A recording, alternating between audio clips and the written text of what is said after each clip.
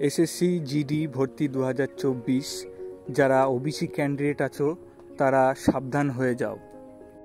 OBC ভুল format নিয়ে যাওয়ায় ডকুমেন্ট ভেরিফিকেশন থেকে অনেকে বাদ হয়ে গেছে। তোমাদের সঠিক ওবিসি ফরম্যাটের ফর্মটির কথা বলবো, ভিডিওটি স্কিপ না করে দেখে যাও।